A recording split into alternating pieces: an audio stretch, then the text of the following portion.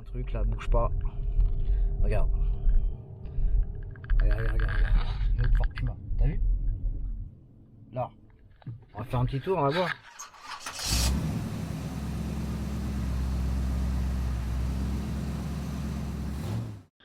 Yo les pumistes, j'espère que vous allez bien. Aujourd'hui, une vidéo assez particulière. On va parler du Ford Puma, notamment qu'est-ce que tu peux espérer avoir pour à peu près 25 000 euros, enfin aux alentours des 25 000 euros. Je me trouve actuellement à, bah tu vois, regarde, coucher de soleil magnifique, c'est beau. Et puis bah là, les temps de Gruissan, tu vois, très sympa pour faire des balades. On est en plein mois d'octobre, donc il fait encore doux le soir. C'est assez sympa. Cette vidéo va comporter notamment, je vais la faire en deux parties parce qu'il va y avoir deux thèmes. Le premier thème, ce sera, je vais te donner en fait les éléments, enfin ce que moi j'ai trouvé, ce que j'estime par rapport à la valeur du véhicule, les points négatifs. Et dans une deuxième partie, je te ferai donc, d'après toujours mon constat, par rapport à la valeur du véhicule, les points positifs bien sûr du Ford Puma, parce qu'il y a quand même des choses intéressantes sur le Ford Puma. Je te rappelle, c'est un modèle que j'ai depuis donc début juin. On est en octobre, tu vois, j'ai à peu près 14 ou 15 000 km, je sais pas, on vérifiera tout à l'heure. Et donc c'est la phase 2. En fait, c'est le modèle année 2021, parce que le véhicule est sorti en 2020 si je me trompe pas. Alors si je me trompe, tu me corriges dans les commentaires, hein, bien sûr. Non, mais regarde ce temps magnifique là. T'as vu ce coucher de soleil? Est-ce que tu as vu ce coucher de soleil? Un petit message aussi, tu vois, par rapport au soleil à Tomahawk, si jamais tu regardes cette vidéo.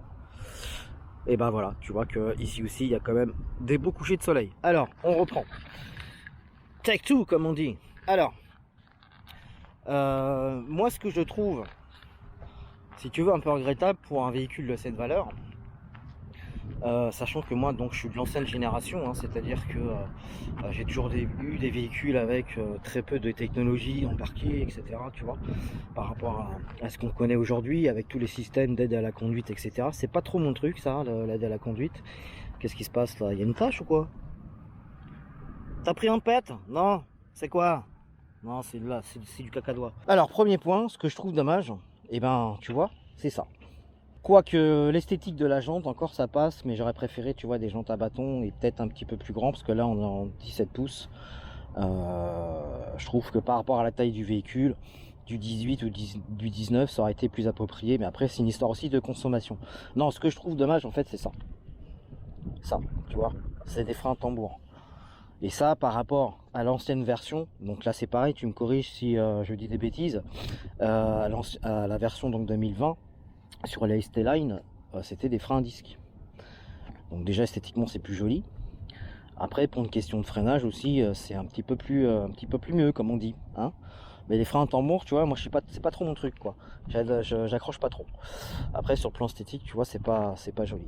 Et quand ça grippe en plus, c'est une catastrophe parce qu'il faut faire tout un bins pour les enlever. Enfin bref, pas grand. L'autre point négatif aussi que je trouve dommage par rapport à un véhicule qui coûte pratiquement 25 000 euros, je te le rappelle, c'est les vitres teintées. Tu n'as pas les vitres teintées à l'arrière d'origine sur le Ford Puma.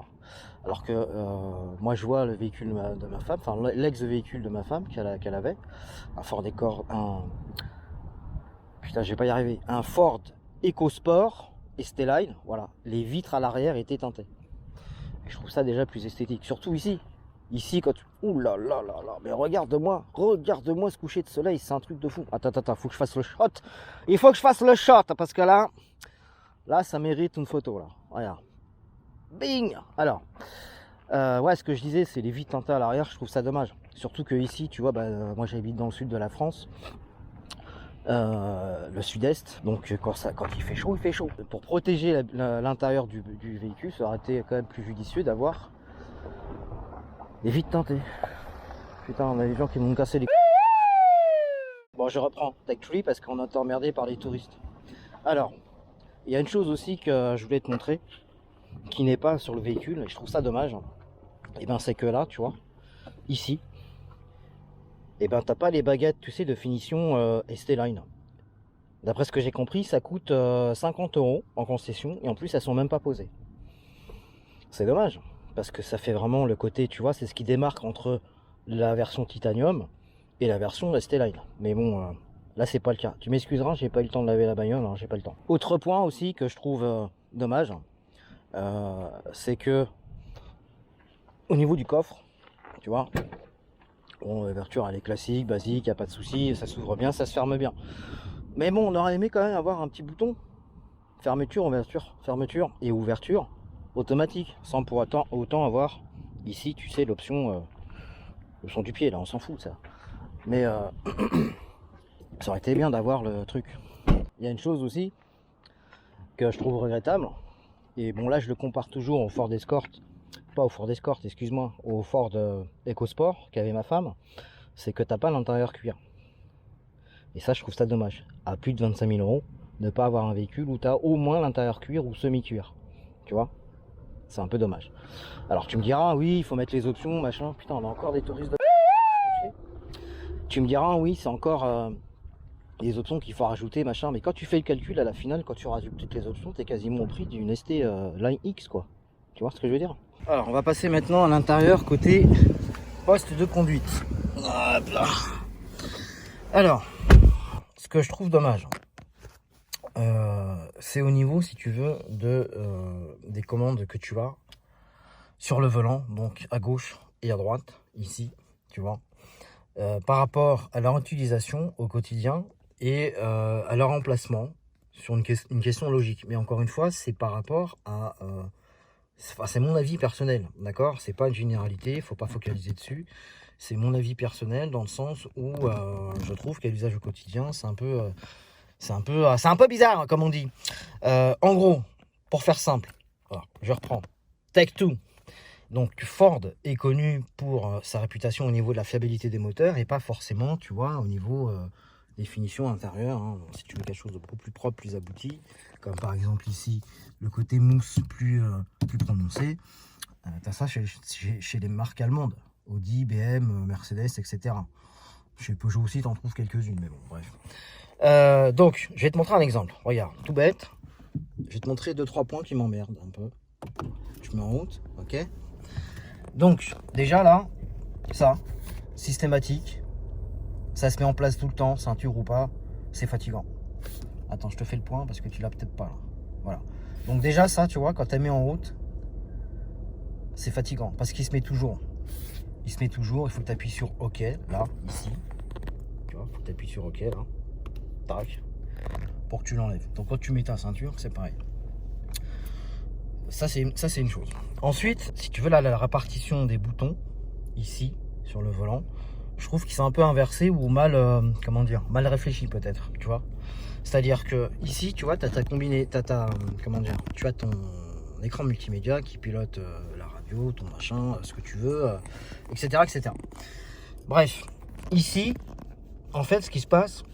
Attends, parce que j'ai mon œil qui gratte. Voilà. En fait, ce qui se passe, c'est que... Je te fais le point déjà pour que tu vois bien. Tac, voilà.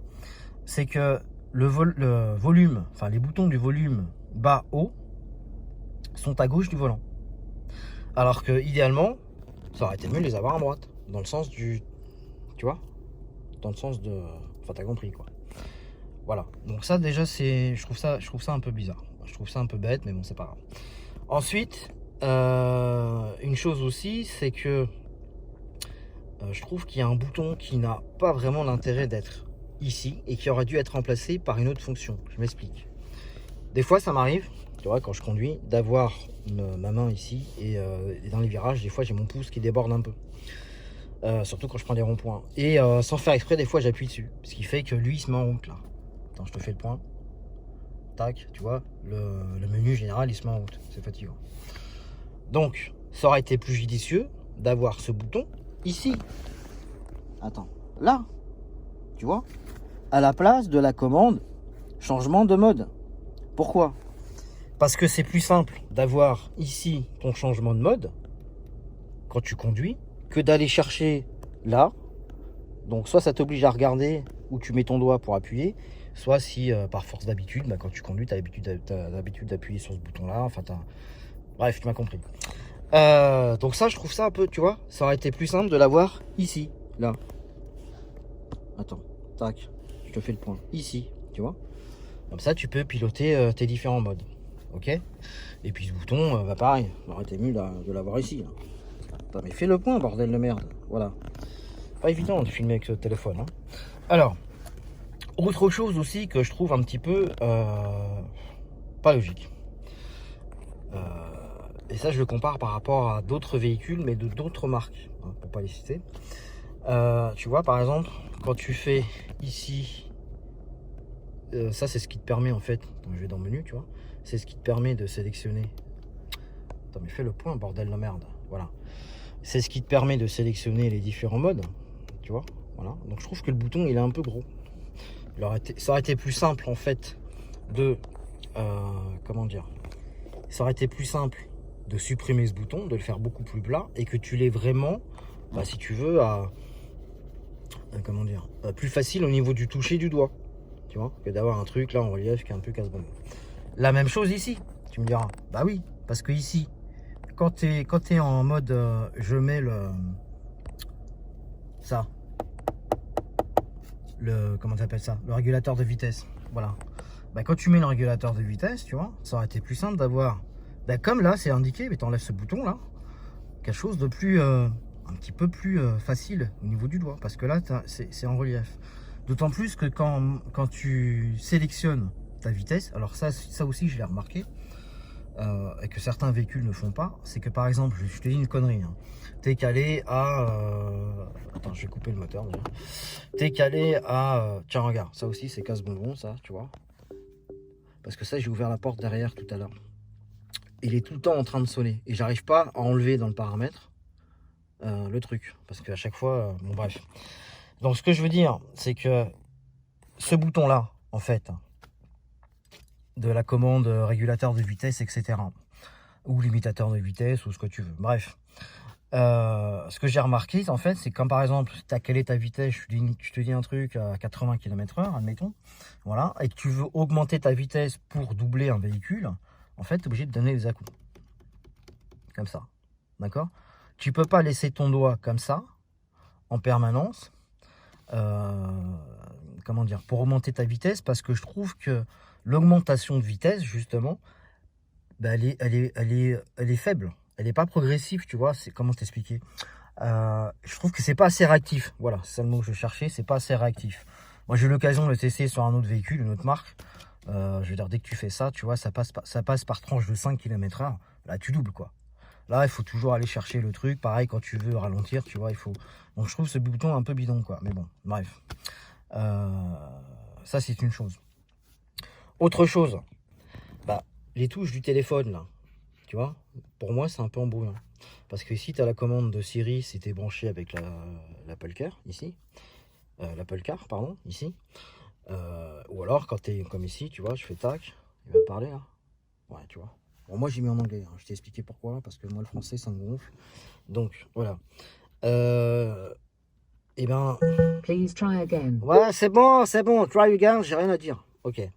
Donc du coup, qu'est-ce que je voulais dire, en fait, si tu veux, je trouve que ces commandes-là, ben, je sais pas. Je les trouve. Enfin, je sais pas, donne-moi ton avis parce que je sais pas. Ça me paraît, tu vois. Moi, si tu veux, quand je suis dans ma logique, des fois, je commande le volume que tu as là, tu vois, comment dire, de la radio, ou quand moi j'écoute YouTube Music, parce que j'écoute jamais la radio, moi. Bref, tout ça pour te dire que, en fait, bah pour moi, c'est plus simple d'avoir le volume ici, tu vois, et puis le téléphone là, quoi, en fait. Voilà, mais bon, ça c'est un choix, c'est fort, qu'est-ce que tu veux. Ok, donc, bon, il commence à te faire nuit, je pense, là. Regarde-moi ce coucher de soleil. Non mais sans déconner. T'as vu? Alors, on va mettre en route. Tac. Et je vais essayer de filmer. Tu vois, regarde, il revient tout le temps ce truc là. C'est casse-bonbon. Hein. Donc d'ailleurs, regarde, je vais mettre la ceinture. Bouge pas. Tac, tac. Alors, pour tenir le téléphone, mettre la ceinture à une main, machin, tu vois, c'est comme si tu avais un McDo dans les mains et que tu conduisais. Bref, voilà. Tac. Voilà, tu vois. Donc là, j'ai mis la ceinture, mais tu es obligé de mettre OK. Tu peux pas dire tout de suite, tu peux pas afficher quand tu as mis la ceinture, tac, il se met tout seul, c'est bon, c'est verrouillé. Je suis ok? Non, faut toujours que tu appuies sur ce bouton de... Là. Je vais brancher mon CarPlay, déjà. Là, sur le téléphone. Hop. Donc, tu vois, il va s'afficher normalement. Je sais pas s'il va s'afficher pendant que je filme avec le téléphone. Ce sera une première. Voyons. Est-ce que tu prends ou pas? Ouais, magnifique, il prend. T'as vu? Il a pris. Alors, et je vais mettre mon téléphone là. Et je vais filmer avec mon Action Cam. Pour te montrer aussi ce que je t'expliquais au niveau des boutons sur le côté pratique, pas pratique, etc. Ok? Allez, c'est parti. Allez, on est parti. Je prends la route. Tu vois, donc j'ai mis mon téléphone, il est là, en mode Apple Care. Tout va bien. On s'en va. Hop.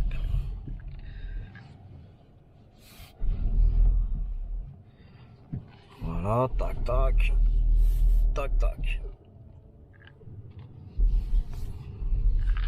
Tu vois. C'est vraiment magnifique ici le soir. Ici, c'est les... Comment dire? À cette période-là, c'est vraiment la bonne période pour les... Si tu es photographe un peu, pour les couchers de soleil, ce genre de choses, magnifique, c'est magnifique. Tiens, attends, j'ai vu un truc là, bouge pas. Regarde. Regarde. Une autre Ford Puma, t'as vu? Là. On va faire un petit tour, on va voir. Bouge pas. On va essayer de choper. Ce serait cool si on peut avoir une petite discussion vite fait. Bouge pas. Je me gare. Donc, on peut se tutoyer? Moi c'est Clifford, ton prénom c'est Jimmy et Sophie, ok. Donc voilà, comme je te disais tout à l'heure, tu vois, en sortant de là-bas, voilà, j'ai trouvé un autre pumiste. Donc là, on est sur la version ST-Line X, ça se reconnaît facile, tu vois, regarde. T'as les jantes qui sont là. Ça se reconnaît facilement. Bon, elle est un petit peu dégueulasse forcément parce qu'il vient du 59, tu vois, et il a fait de la route. Et ça, c'est la couleur noire, tu l'auras reconnu. Ok. Est-ce que tu peux nous montrer rapidement juste l'intérieur, que je puisse faire un petit shoot, comme ça je le montre aux autres. Ouais, c'est pas méchant, il n'y a pas de souci. C'est les vacances. Il n'y a pas de souci. Ouais. Après ici les moustiques ça pique, attention. Hein. Je sais pas chez vous si vous avez l'habitude, mais ici ça pique. Hein. Bon tu vois, regarde. On est quasiment sur le même intérieur que moi, sauf que là ici tu as l'intérieur qui est cuir tissu. Voilà. Et comme je te l'expliquais autrefois, donc là, je sais pas si tu vas bien voir, c'est la finition carbone avec les contours rouges que tu as sur toutes les huiles d'aération. Sympa en plus en noir. Hein. Noir sur noir, c'est cool. Hein. Franchement. Donc véhicule qui est de 2021 et qu'il a reçu, donc tu me disais, en avril de cette année. Tu vois, pas trop de retard par rapport à ta commande ou pas? Non, ça a été. Ok. Donc tu vois, encore une fois, hein, même sur la version ST-Line X, tu as aussi encore les freins à tambour. Ce que je te disais tout à l'heure, je trouve ça dommage qu'il n'y ait pas les freins à disque. Mais bon, ça c'est un détail. Regarde en noir, c'est sympa quand même. Hein. Ça claque. Hein.